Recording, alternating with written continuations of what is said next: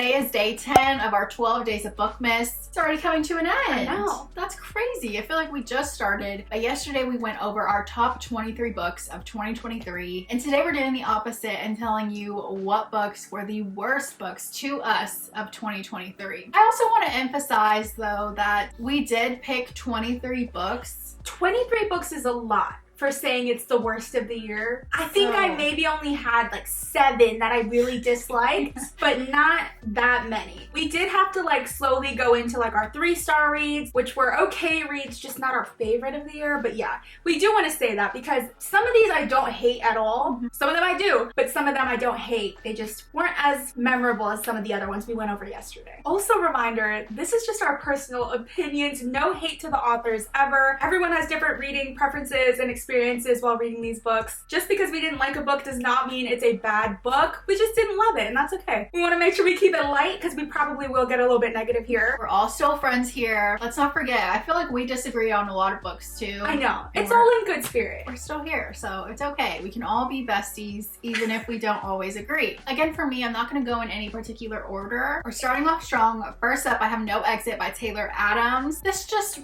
really wasn't for me, and that is okay. I think I can understand why people like it though. So this one is the one where it's 13 hours, 4 strangers, 1 missing child, no exit. She knows her odds and she'll fight anyways. So with this, I thought it was going to be more of like a mystery thriller, but right off the bat, they tell you like exactly what's going on. They tell you who is responsible for all of the things that have happened. And after that, it's kind of just more of a survival story. And I think because I thought it was going to be so different is why I was disappointed. There were a few twists that honestly weren't very surprising to me at the end. And I think I'm just not a fan of that survival kind of slasher story. I think I could be interested in something else from Taylor Adams. I'm gonna start off hurting some people's feelings. I had mine in a specific order, but I don't think I'm gonna go with it because, like you said, we talk about a lot of these a lot. So I'm gonna try to pull ones in the beginning that I don't talk about too often. And up first, we have Carball by Stephanie Garber. I had such high expectations for this because I know not only is this author super loved, but this series in general is just highly talked about. I really liked the concept of the book. In this story, we are following a girl named Scarlett. She has always dreamed of attending Carball, but then things take a turn this year when she's invited and she realizes that the big task involved her sister getting kidnapped, and then the first person to find her sister wins the game. Super interesting concept. I like the idea of a carnival that kind of just is super prestigious. The attendees get to be part of the game. I thought it was going to be like a really whimsical fantasy read, and it was a lot less about the games and more just in Scarlett's head the whole time and dealing with like her inner monologue. And I think I just didn't love her as a main character, so I hated being inside her head. I personally really love YA books. I love YA fantasies, and I've read a bunch of good ones. This one felt super YA. I don't know what about the writing just made it feel really young. This book has the worst ending of the year for me. The ending made me so upset because we just sat through an entire book dealing with the main character who I already don't love, and the ending had me asking myself, what was the point of this entire book then? I was super mad about it. I am still salty, as you can see, but I think if I maybe would have picked this up when I was younger, I would have liked it a lot more. Up next, I do have My Policeman by Bethann Roberts. This one I had such high hopes for. I even bought the UK version because I just loved this copy more than the American one. And I wanted to love it because I wanted to watch the movie. Still haven't even watched the movie. But basically in this one, we're following a policeman and he is with a woman, but he's also with a man. And it's kind of like he's in love with both of them and he just doesn't know what to do. And it's also set in 1950s. So I think it was just like even more pressure back then. But I thought with everything going down between that, I thought that I would really enjoy it, but I felt like the pacing was very, very slow. I really disliked Marion, the girl. It felt like the whole time she knew her husband and how he felt and yet wanted him to not truly be happy. And I did not like her at all. And we were in her point of view and we were also in the other guy's point of view, and we never got the policeman's point of view, which really bothered me because I wanted to truly know, how does the policeman feel? Why am I getting the 2 other people telling me how he feels? I want to know how he feels from him. So I think I would have enjoyed it a lot more if I would have got Tom's point of view. I know Harry Styles is also playing Tom in the film, so maybe the film is something that I would enjoy more, but I didn't like this book.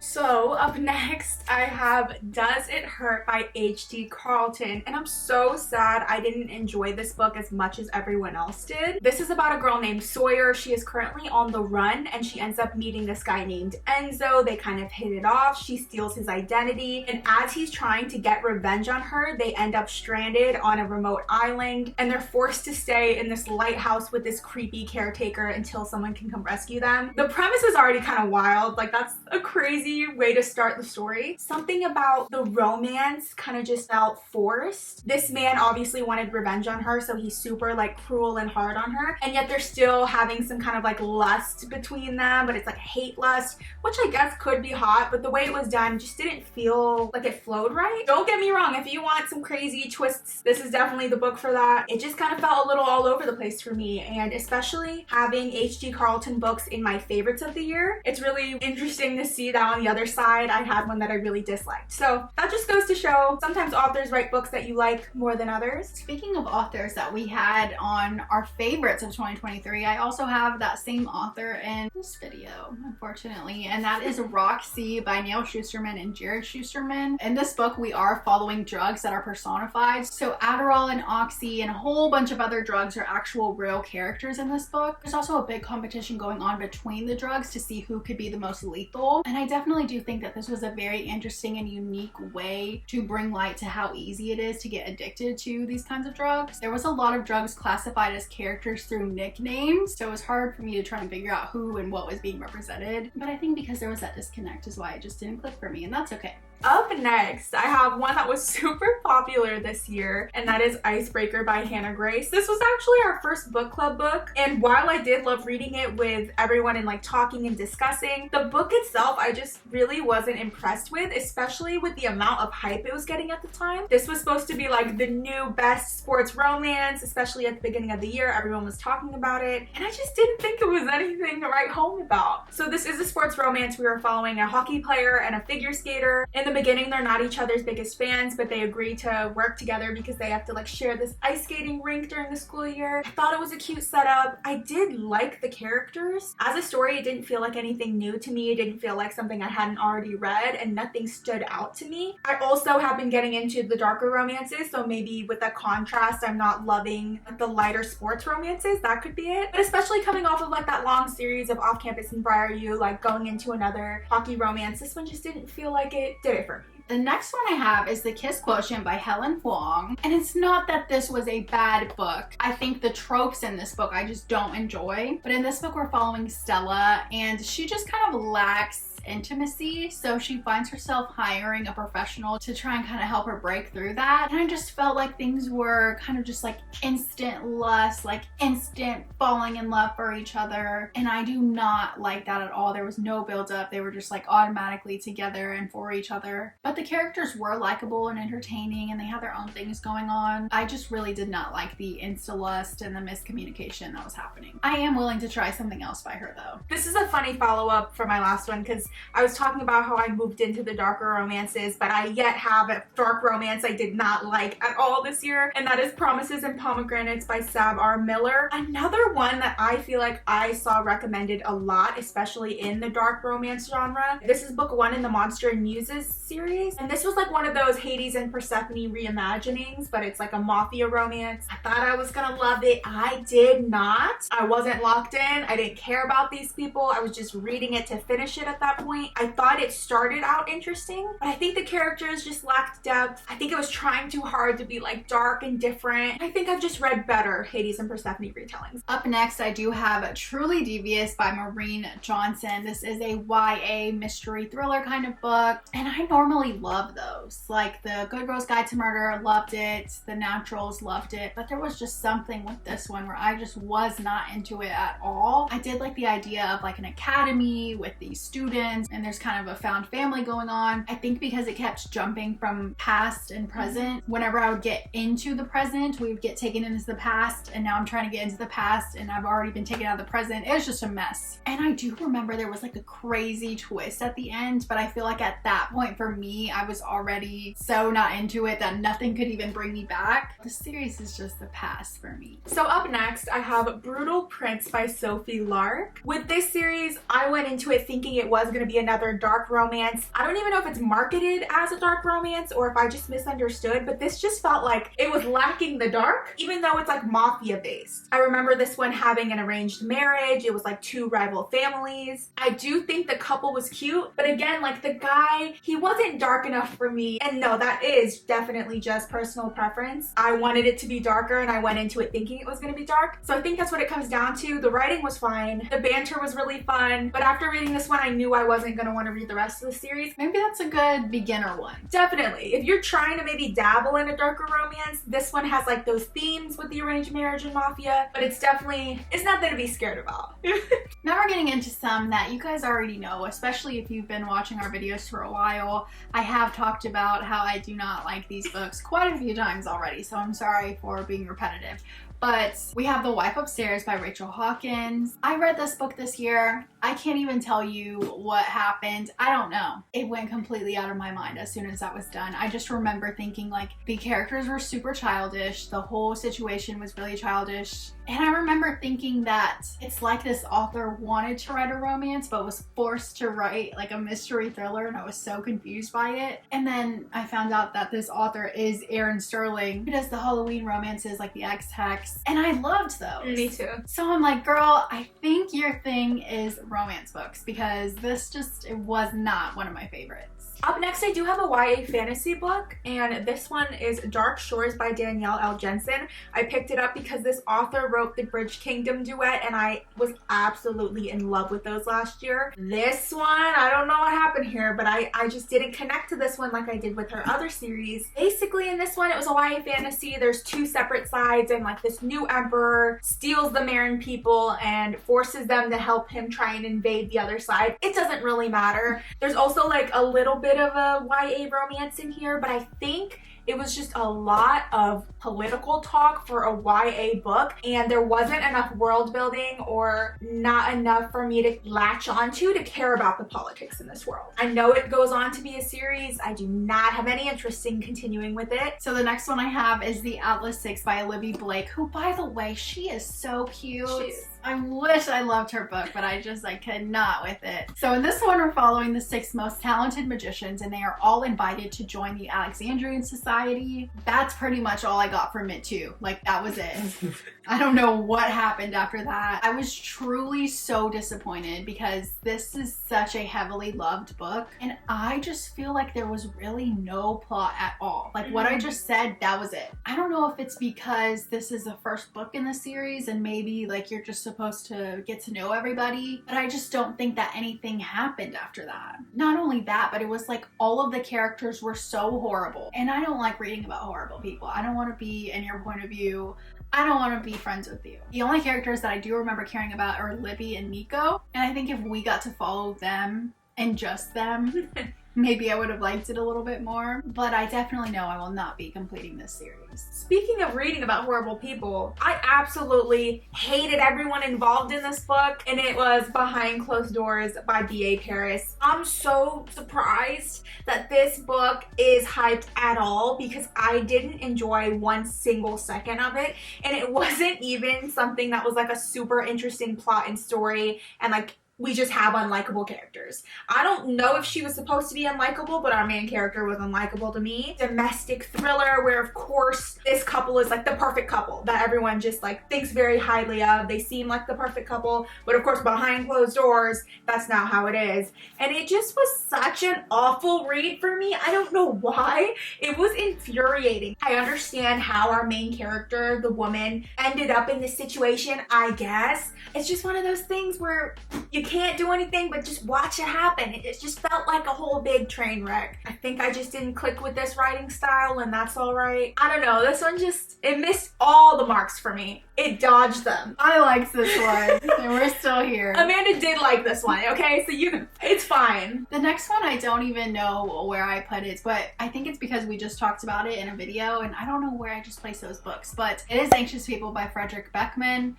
I'm not going to go too into it because I did just talk about it in our unhaul video, but this definitely was a pretty disappointing book for me. My idea of this book was that there was going to be a heist and we were going to see all these people who were stuck in this heist together, and I thought they were all going to like get to know each other and maybe have a found family after it. They all went through this traumatic experience and maybe they would all come together and have an actual relationship. That was my idea of the book. And I think that would make a really great book, honestly. But what ended up happening was we're getting everything when the heist is already over and done, and these people are now being like interviewed and questioned about what had happened. They're all just super like, they're quirky and they have their own little things and they don't want to answer the questions. Nobody wants to say what happened, but it wasn't good. I didn't like it. The next one I have is Legends and Lattes by Travis Baldree. We honestly, neither one of us really love this book. You guys have heard it all before. We read it around the same time. We knew it was going to be low stakes going into it. It's a high fantasy book. It's supposed to be super cozy. Basically in this story, this battle orc decides to retire and she ends up moving to Thune, where she's going to open up the first ever coffee shop that this town has ever seen. I love the premise. I love the idea. I love the cover. But I think with the low stakes, it just felt boring to me rather than cozy. I've always been very much a plot person and I needed something to kind of like latch onto, and with it being low stakes, it wasn't necessarily like a page turner, so I think that's the reason I didn't really love it. At least I know now, like, low stakes really isn't our thing. Like, I need the high stakes Definitely to keep me reading and locked in. The other one that I have that you guys are so tired of hearing me say is All the Light We Cannot See by Anthony Doerr, which the adaptation did just come out on Netflix, which is why I wanted to start the book and hopefully love it, but I just didn't feel any kind of way towards it. I think the writing was a little bit hard for me because I read Kristen Hanna. I don't know, just something about that kind of historical fiction I understood a lot more and could like imagine easily, and I think with this book it was just harder for me, but I get that a lot of people do like that book and I understand it. It was hard for me, so I didn't get to connect. So the last solo book I have here is The Legacy by Elle Kennedy. This is book 5 in the Off-Campus series. It is a sports romance, hockey romance series, and each book follows a different couple. They all go to the same school. It's the same friend group, so everyone kind of intertwines. It was a really fun, lighthearted series. This book 5 was supposed to be everyone together one last time. At least that's what I assumed it was going to be, and it definitely wasn't that. It was very much kind of just a where are they now type of book, which is fine, just not what we needed. We didn't get any type of final goodbye or conclusion with all of these characters. Each book ended fine. We didn't necessarily need this because it was just an update on all the couples. I was disappointed, did not love this one, but I am glad I'm done with the series. So the next one I have is His and Hers by Alice Feeney, and it's not that this was like the worst book I've ever read. I think it's just my least favorite of Alice Feeney that I've read this far, so that's why I wanted to include it on this list. This was a Literal Besties Bookclub book, and it was so much fun reading it with you guys because we all kind of had different ideas every chapter of what was going to happen and who was guilty. I think it just comes down to this was another story where the characters are so painfully horrible, every single one of them, that I just don't care. I'm not rooting for anyone. I don't love anyone. It definitely was one of my least favorite mystery thrillers coming from Alice Feeney, so that's why she's on this list. I lied because I thought The Legacy was my last solo. I do have one more, and I don't know how I forgot this because this is definitely the worst book I've ever read in my entire life. But see, it just left my mind. I don't even own it. I don't want to own it, and it is The Inmate by Frida McFadden. Y'all have heard it all before. I've sat here and ranted about it. I guess I'll do it one more time, but hopefully it's the last time I ever have to talk about this book. This book was on Kindle Unlimited. That's why I decided to read it. I heard great things about it. I had heard that Frida McFadden was really big on like twists and turns. She had a bunch of crazy twists and turns, but just the plot and the writing was so ridiculous that I was quite literally laughing out loud. Like, I'm sitting there on my Kindle laughing because it was ridiculous. It was ridiculous. We're following this girl. She had just gotten a job at a penitentiary, and one of the inmates was like not only one of like her ex-lovers, but also the reason why he was in there was because of her. That sounded super interesting to me. I don't know what happened after that. I've heard that Frida McFadden puts out so many books that maybe she's just so focused on like busting them out that she's not really giving enough attention to the characters and the plot and the storyline, because it just felt like it was trying to be crazy just for the sake of having twists. And I didn't love that. I didn't appreciate it. Would I try to read a different Frida McFadden? Probably not. Unless you loved one and really wanted me to read it, I'd give it a shot. You can bully me into it. I am easily influenced, but I will say this is confidently the worst book I read this year. I have to read it already because she goes on and on about this book. You have to read it because is it me? Yes. I couldn't take it serious. I feel like I've only ever heard that you don't like it. No, I found some of my people. All right, now moving on to 3 that we both agree on that we have right here in front of us. We're gonna start with Indigo Ridge by Devaney Perry. which is a romance book. It's a small town. There's kind of a mystery going on in there. We thought we were gonna love this one. We buddy read it, but Lauren started a little bit before me. And I remember when you started it, you said like the romance feels a little forced. And I was like, I'm gonna love it, watch. I started reading it and I immediately was like, what the heck?